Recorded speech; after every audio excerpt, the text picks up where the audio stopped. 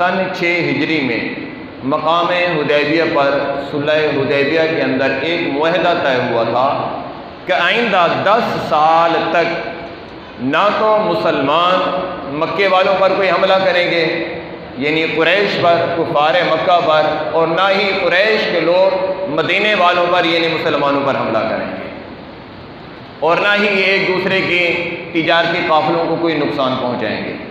یہ معاہدہ طے ہوا تھا۔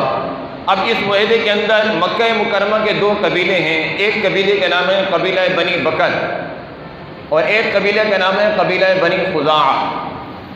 جو قبیلہ بنو خزاعہ ہے، اس قبیلے نے یہ طے کیا کہ ہم جو ہیں اپنی تجارت، اپنا کاروبار اور اپنے تعلقات جو ہیں وہ مدینے والوں سے بحال رکھیں گے، اور قبیلہ بنی بکر نے یہ طے کیا کہ ہم اپنا کاروبار، اپنی تجارت، اپنے معاملات جو ہیں وہ مکے والوں کے ساتھ، قریش کے ساتھ جو ہے جاری رکھیں گے۔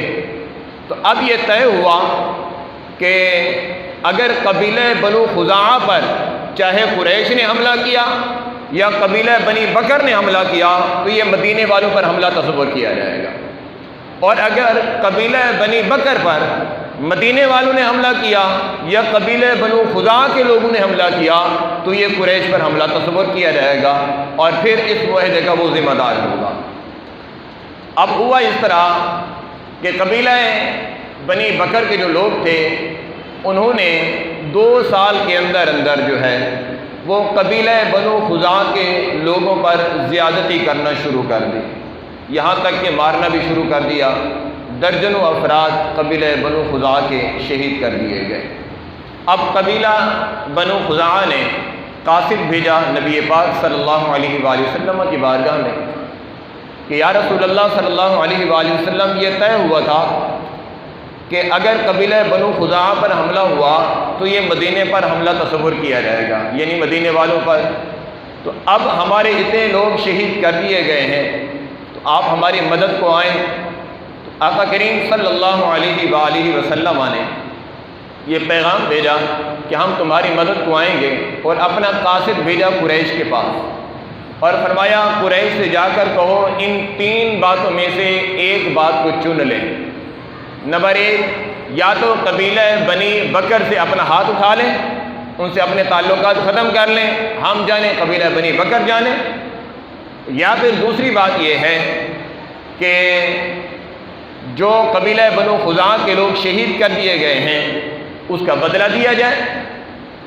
پھر تیسری بات یہ ہے کہ جو صلح حدیبیہ کے اندر معاہدہ طے ہوا تھا وہ آج معاہدہ ٹوٹ گیا ہے، وہ معاہدہ ختم ہو گیا ہے، اور وہ ہماری طرف سے نہیں تمہاری طرف سے ختم ہو گیا ہے۔ جب یہ پیغام قریش مکہ کے پاس پہنچا تو ان کے اندر غرور تھا، تکبر تھا، انا تھی۔ انہوں نے کہا ٹھیک ہے معاہدہ ختم ہو گیا ہے، ہم قبیلہ بنی بکر کا ساتھ نہیں چھوڑیں گے، اور ساتھ میں یہ ہے کہ ان کا ساتھ بھی نہیں چھوڑیں گے، اور ہم جو قبیلہ بنو خزاعہ کے لوگ شہید ہوئے ہیں اس کا بدلہ بھی نہیں دیں گے، قصاص بھی نہیں دیں گے۔ تو آقا کریم صلی اللہ علیہ وسلم نے صحابہ کو بلایا، صحابہ کرام رضی اللہ تعالی عنہ اجمعین کو فرمایا کہ ہم نے قبیلہ بنو خزاعہ کے لوگوں کا بدلہ لینے جانا ہے۔ اب کیونکہ اللہ تبارک و تعالیٰ کی حکمتوں سے حکمت یہ تھی کہ آج اللہ نے فتح مبین عطا کرنی تھی۔ سن 8 ہجری ہے، سن 6 ہجری میں حضور عمرہ کرنے کے لیے گئے، مقام حدیبیہ پر روک دیا گیا، میرے آقا صلی اللہ علیہ وسلم اور صحابہ کرام رضی اللہ تعالیٰ عنہ نہیں کرنے دیا گیا، عمرے کی اجازت نہیں دی گئی۔ حضور علیہ السلام نے مقام حدیبیہ پر احرام کھولا اور وہاں سے واپس تشریف لے آئے صحابہ کو لے کر۔ اب 2 سال ہی گزرے تھے۔ 10 رمضان سن 8 ہجری کو مدینے سے روانہ ہوتے ہیں اور آپ پہنچتے ہیں مقام مرو زہران پر۔ مرو زہران پر پہنچ کر یہ پیغام بھیجتے ہیں کہ ہم آ رہے ہیں۔ جب یہ پیغام بھیجا تو اب سرداران قریش نے اپنے جاسوس بھیجے کہ جو دیکھ کے آؤ کہ لوگ کتنے ہیں، تعداد کتنی ہے۔ حضور علیہ السلام مدینہ طیبہ سے ایک روایت کے مطابق 10,000 کا لشکر لے کر روانہ ہوئے تھے، اور ایک روایت کے مطابق 12,000 کا لشکر لے کر روانہ ہوئے تھے۔ اب بڑی جاہ و جلال کے ساتھ مسلمان جا رہے تھے، بڑی ہیبت تھی مسلمانوں کے اندر، بڑا رعب اور دبدبہ تھا۔ اور بڑی طاقت سے جا رہے تھے، اب وہ کمزور 313 بن کر بدر نہیں جا رہے تھے، اب وہ تھوڑی تعداد میں یا کم ساز و سامان میں نہیں، مکمل تیاری کے ساتھ جا رہے تھے۔ جب مرو زہران پر پہنچے تو حضور علیہ السلام نے فرمایا یہاں ہم نے پڑاؤ کرنا ہے اور ہم نے ان کو پیغام بھیج دیا ہے، وہ ہمیں اس کا کیا جواب دیتے ہیں ہم اس کا انتظار کریں گے۔ ڈائریکٹ بھی حملہ پھر بھی نہیں کر رہے، حالانکہ انہوں نے معاہدہ توڑ دیا، چاہتے تو حملہ کر دیتے، لیکن فرمایا ہم یہاں انتظار کریں گے، ہم نے ان کو پیغام بھیجا ہے کہ ہم آ رہے ہیں، وہ اس کا کیا جواب دیتے ہیں۔ لیکن کام ایک کرنا ہے کہ جتنے لوگ ہیں سب نے اپنا اپنا کھانا الگ الگ سے بنانا ہے، اپنی آگ الگ سے جلانی ہے۔ جب 10,000 لوگوں کا لشکر ہو، وہ تو میلوں تک پھیلا ہوا تھا، اب 10,000 لوگوں نے الگ الگ سے اپنے کھانے بنائے تو آگ جلائی گئی۔ تو قریش مکہ نے جو اپنے جاسوس بھیجے تھے ان کے اندر ابو سفیان بھی تھے۔ ابو سفیان ہے، انہوں نے دیکھا میلوں میل آگ جل رہی ہے، اتنی تعداد میں لوگ آئے، ایک اور ان کے دل پر ہیبت طاری ہو گئی، ایک اور دبدبہ مسلمانوں کا ان کے دل پر بیٹھ گیا۔ اب جو ابو سفیان کے ساتھ دیگر لوگ آئے تھے جاسوسی کرنے کے لیے، ان سے ابو سفیان نے مشورہ کیا کیا کریں۔ سرداران قریش کے پاس پیغام بھیجا، یہ تو بڑی تعداد میں آئی ہیں اور بڑی تیاری کے ساتھ آئے ہیں، کیا کرنا چاہیے؟ کہا ابو سفیان تو سردار ہے ہمارا، تو جا کسی ذریعے سے تو ان سے بات کر کہ وہ صلح حدیبیہ کو کنٹینیو کر دیں۔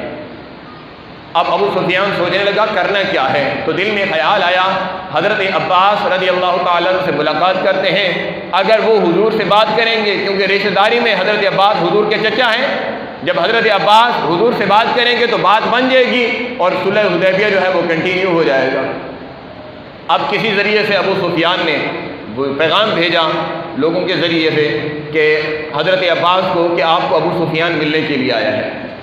تو حضرت عباس رضی اللہ تعالی عنہ روانہ ہوئے اور جہاں ابو سفیان تھا وہاں پہنچے، ابو سفیان سے ملاقات کی اور ابو سفیان کو سمجھایا کہ تم کیا کرنا چاہ رہے ہو، معاہدہ تم نے توڑا ہے، ہم نے تو نہیں توڑا، ہم نے تو 3 آپشن رکھے تھے سامنے کہ یا تو اس کا بدلہ دو، یا پھر قبیلہ بنی بکر سے ہاتھ اٹھا لو، یا پھر معاہدہ ختم۔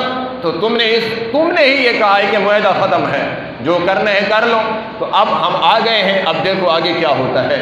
تو ابو سفیان نے کہا نہیں ایسا نہیں کرو، حضور علیہ السلام سے بات کرو، آپ کی بات مانی جائے گی، کسی نہ کسی ذریعے سے آپ صلح حدیبیہ والا جو معاہدہ ہے اسے رینیو کرا دیں، کنٹینیو کرا دیں، اسی کے اوپر ہم چلنے کو تیار ہیں۔ تو حضرت عباس رضی اللہ تعالیٰ عنہ نے کہا ٹھیک ہے میں تمہیں حضور کے پاس لے کے چلتا ہوں، میں تمہیں امان دیتا ہوں کوئی تمہیں مسلمان مارے گا نہیں۔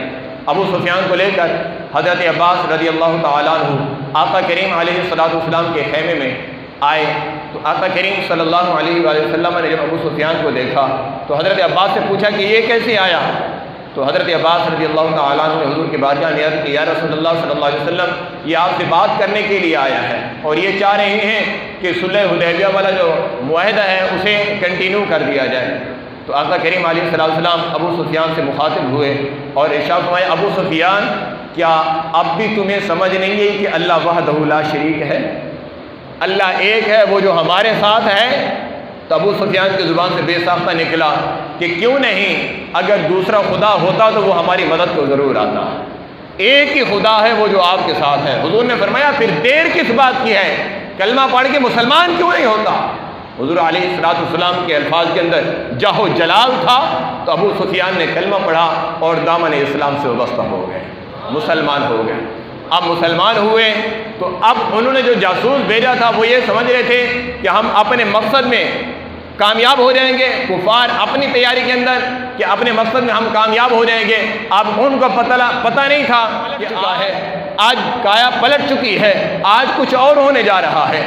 جب اگلی صبح ہوئی 20 رمضان المبارک کے دن ہے اور آقا کریم صلی اللہ علیہ وآلہ وسلم ناقے پر سوار ہیں اور آپ صلی اللہ علیہ وآلہ وسلم نے اپنے سر مبارک پر سیاہ امامہ سجایا ہوا ہے، اور آپ صلی اللہ علیہ وسلم کی عاجزی کا اور انکساری کا عالم یہ ہے کہ آپ صلی اللہ علیہ وسلم کا سر مبارک اتنا نیچے ہے، اتنا جھکا ہوا ہے، ایسا لگتا ہے کہ ابھی جو ہے ان کے ناقے کے اوپر ٹکرائے گا۔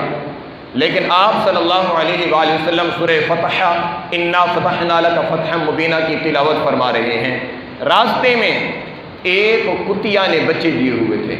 مرو زہران اور مکے کے بیچ میں ایک کتیا نے بچے دیے ہوئے۔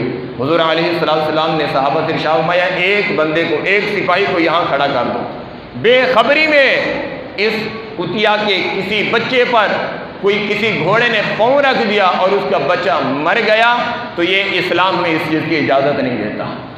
اب کتیا نے بچے دیے ہوئے، وہاں ایک سپاہی کی ذمہ داری لگائی کہ وہ مجاہدین اسلام کو بتائے کہ ان کا خیال رکھنا ہے، ان کے اوپر گھوڑے نہیں چڑھانے۔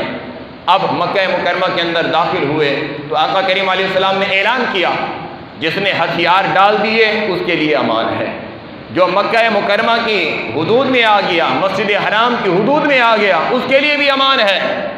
اور پھر حضرت عباس رضی اللہ تعالی عنہ حضور کی بارگاہ میں عرض گزار ہوئے، یا رسول اللہ صلی اللہ علیہ وسلم، ابو سفیان فخر پسند آدمی ہے، فخر اس کو پسند ہے، تو یہ یہاں کا سردار بھی ہے، آپ اس کی تعریف کے بھی کچھ جملے ارشاد فرما دیں تاکہ اس کے قبیلے کے اندر، اس کے خاندان میں اس کی عزت رہ جائے۔ حضور نے فرمایا جو ابو سفیان کے گھر میں داخل ہو گیا اس کے لیے بھی امان ہے، اس کے لیے بھی امان ہے۔ اب آقا کریم علیہ السلام مکہ مکرمہ میں داخل ہوئے۔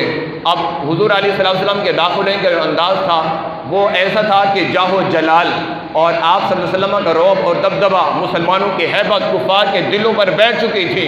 آج وہ سارے کفار ڈر رہے تھے، کانپ رہے تھے اور ان کے دلوں کی دھڑکن تیز ہو چکی تھی۔ آج نہ جانے ہمارے ساتھ کیا ہونے والا ہے، آج ان کے ساتھ یہ کیوں ہو رہا تھا، اس لیے ہو رہا تھا وہ جانتے تھے ہم وہی لوگ ہیں جنہوں نے حضور علیہ السلام کی پشت پر اونٹ کی اوجری لا کے رکھی تھی، ہم وہ لوگ ہیں جنہوں نے آپ صلی اللہ علیہ وسلم کو اتنی اذیتیں اور تکلیفیں پہنچائیں۔ حضور مکہ چھوڑنے پر، ہجرت کرنے پر مجبور ہو گئے اور مکے سے ہجرت کر کے مدینے روانہ ہوئے۔ ان کو پتہ تھا ہم لوگوں نے آپ صلی اللہ علیہ وآلہ وسلم کے راستے تنگ کیے تھے، ان کو پتہ تھا ہم لوگوں نے بلال حبشی پر ظلم کیا تھا، ان کو پتہ تھا ہم لوگوں نے حضرت سلمان فارسی پر ظلم کیا تھا، ان کو پتہ تھا ہم نے حضرت خباب پر ظلم کیا تھا، ان کو پتہ تھا ہم نے حضرت خبیب پر ظلم کیا تھا، ان کو پتہ تھا ہم نے حضرت عثمان غنی کو درخت کے ساتھ باندھا تھا، ان پر ظلم کیا تھا، اور ان کے یہ ساری چیزیں سامنے نظر آ رہی تھیں۔ آج وہ یہ سمجھ رہے تھے آج ہمارے ٹکڑے ٹکڑے کر دیے جائیں گے، آج ہمیں چیر پھاڑ دیا جائے گا، آج ہمیں ملیا میٹ کر دیا جائے گا، آج ہمارا نام و نشان مٹا دیا جائے گا۔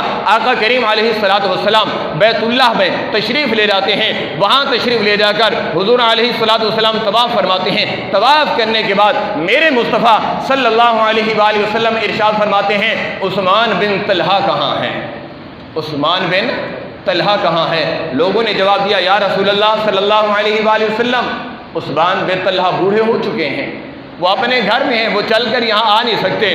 حضور نے فرمایا عثمان بن طلحہ کو بلایا جائے۔ عثمان بن طلحہ کو بلایا گیا، ہاتھ میں لاٹھی ہے، کانپتے ہوئے آئے۔ آقا کریم علیہ السلام کا جاہ و جلال دیکھا، رعب اور دبدبہ دیکھا اور خوف دل پہ طاری ہو گیا۔ تو آپ صلی اللہ علیہ وسلم کے سامنے سر جھکائے ہوئے کھڑے ہیں، بوڑھے سے ہیں۔ آقا کریم علیہ السلام نے ارشاد فرمایا عثمان وہ وقت یاد ہے جب میں نے تمہیں کہا تھا خانہ کعبہ کی چابی تمہارے پاس ہے، مجھے چابی دے دو، میں بیت اللہ کے اندر جا کر 2 رکعت نماز ادا کرنا چاہتا ہوں۔ عثمان تم نے مجھے جواب دیا تھا اے محمد یہ چابی سب کو مل سکتی ہے، اگر نہیں مل سکتی تو صرف آپ کو نہیں مل سکتی۔ آج میں محمد یہاں ہوں، وہ چابی کدھر ہے؟ چابی مجھے دیں۔ میں نے اس وقت بھی تمہیں کہا تھا چابی میرے ہاتھ میں ہوگی، اور جس کو میں چابی دوں گا قیامت تک اس کی نسلوں کے پاس چابی رہے گی، قیامت تک اس سے پھر کوئی چابی لے نہیں سکے گا۔ اگر کسی نے چابی لی تو وہ ظالم ہوگا، اگر کسی نے چابی لی تو وہ ظالم ہوگا، قیامت تک اس کے پاس، اس کی نسلوں کے پاس چابی رہے گی۔ عثمان بن طلحہ ہاتھ کانپ رہے ہیں، حضور علیہ السلام کو چابی دی، حضور نے چابی لی۔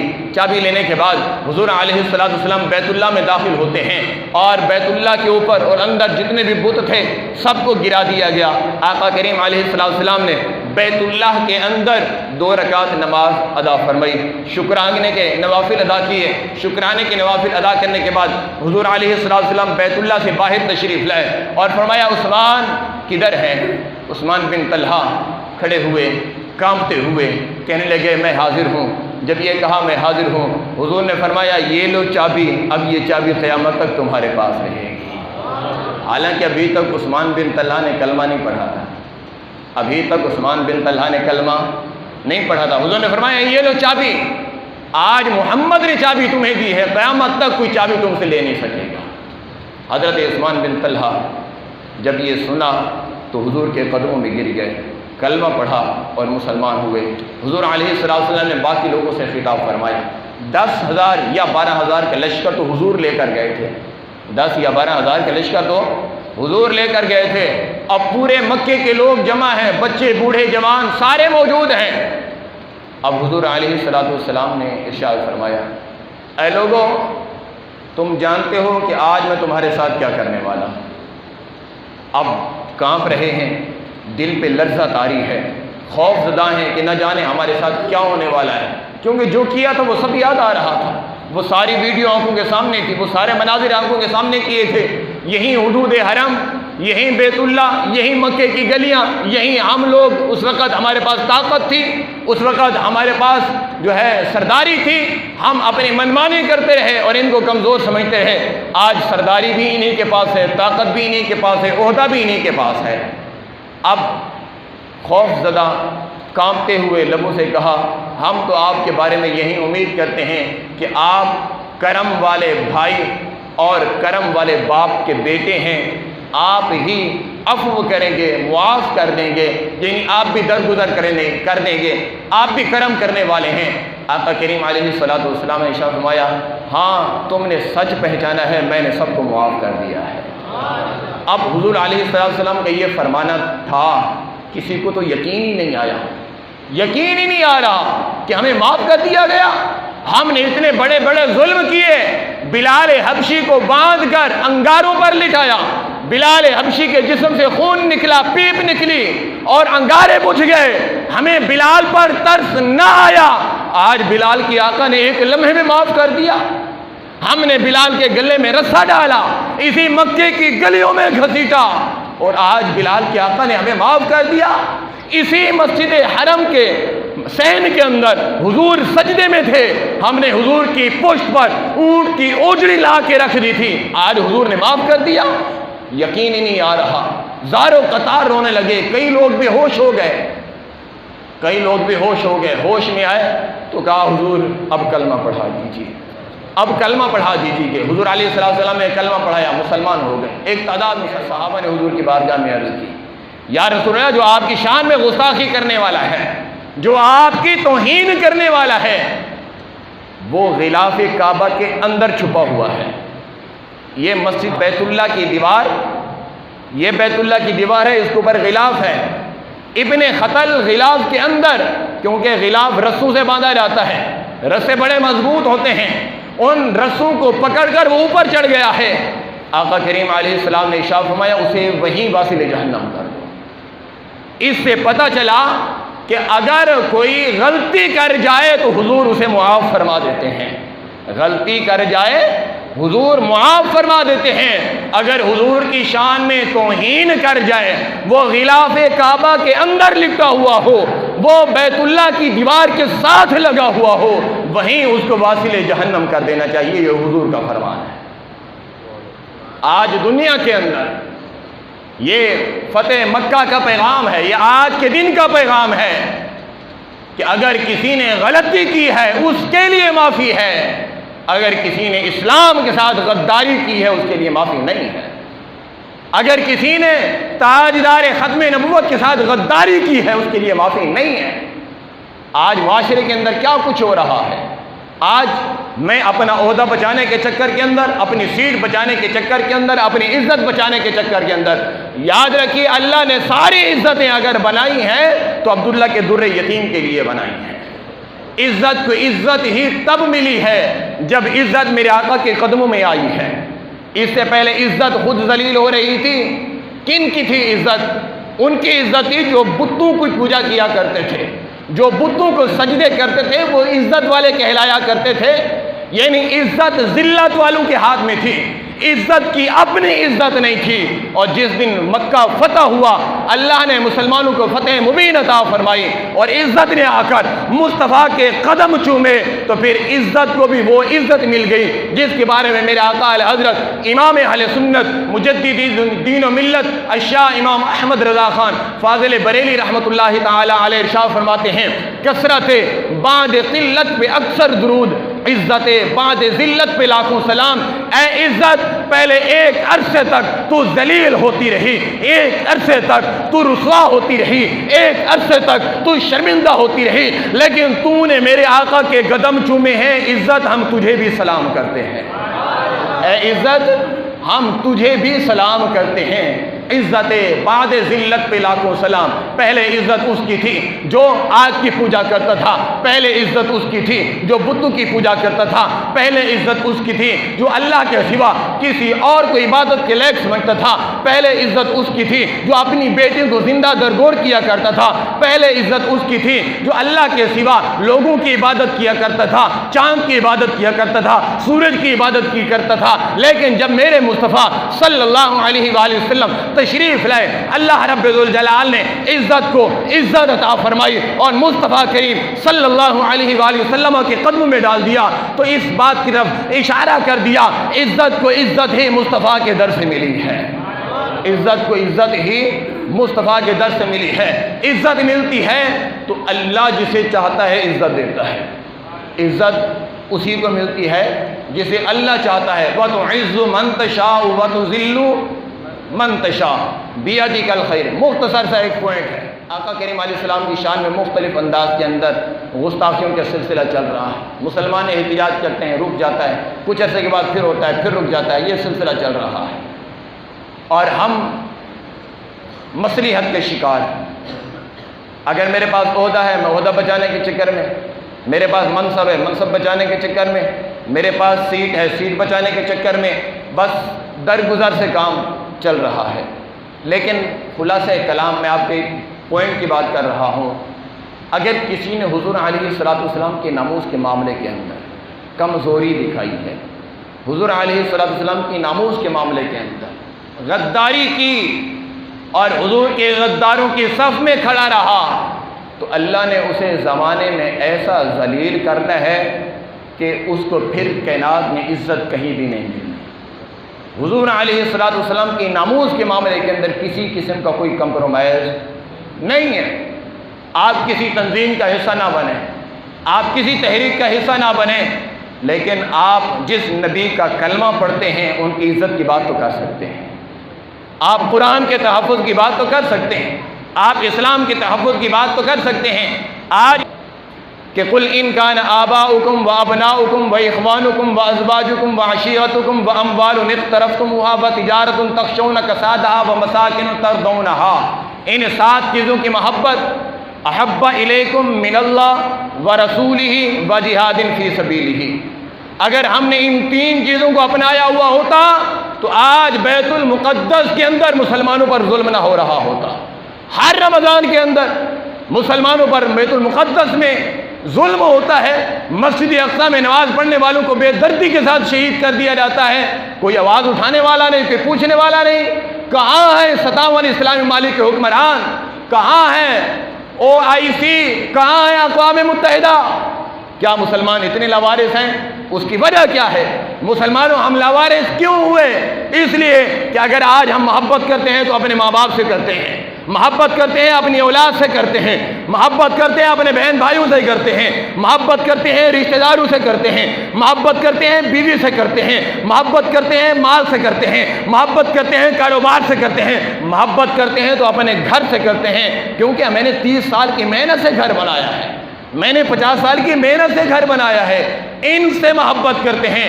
اگر ہم نے محبت اللہ سے، اللہ کے رسول سے اور جہاد فی سبیل اللہ سے کی ہوتی تو آج مسلمان اس طرح دنیا کے اندر رسوائی اور شرمندگی اور ضلالت کی زندگی نہ جی رہے ہوتے۔ تو مجھے اور آپ کو حقیقت بتا رہا ہوں، ہمیں اپنی عزت کو بچانے کے لیے حضور علیہ السلام کی ناموس کے لیے میدان عمل میں اترنا ہوگا۔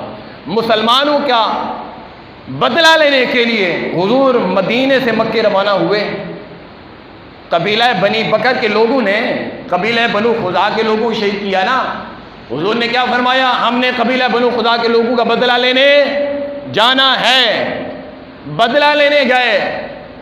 تو پھر اس بات کو آپ سامنے رکھیں کہ برما میں لوگ شہید ہوتے رہے اور کشمیر میں شہید ہوتے رہے، مسجد اقصیٰ میں نماز کے اندر، وہ مغرب کی نماز ہو، وہ تراویح کی نماز ہو، شہید ہوتے رہے، اور ہم کہیں نہیں میں نے تو تاک رات ہے، میں نے تو بس نفل ہی پڑھنی ہے۔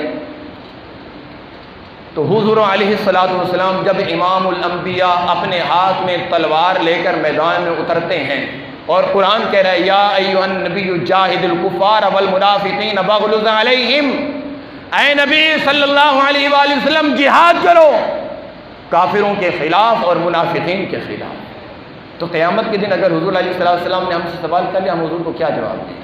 اس لیے آئیے آج ہم یہ عہد اور نیت کرتے ہیں کہ انشاءاللہ جب بھی ہمیں حضور علیہ السلام کی ناموس کے لیے، حضور کی ختم نبوت کے لیے اور اسلام کے تحفظ کے لیے، مسلمان کی عزت کے تحفظ کے لیے پکارا جائے گا تو انشاءاللہ ہم لبیک کہتے ہوئے میدان عمل میں اتریں گے انشاءاللہ۔ اللہ رب الجلال آپ تمام احباب کو دنیا و آخرت کی برکت عطا فرمائے۔ آج فتح مکہ کا دن ہے، اللہ تعالیٰ اس مبارک دن کے صدقے میں دنیا بھر کے مسلمانوں کو کفار کے مد مقابلے میں فتح عطا فرمائے۔ آمین بجاہ خاتم النبیین صلی اللہ علیہ وآلہ وسلم۔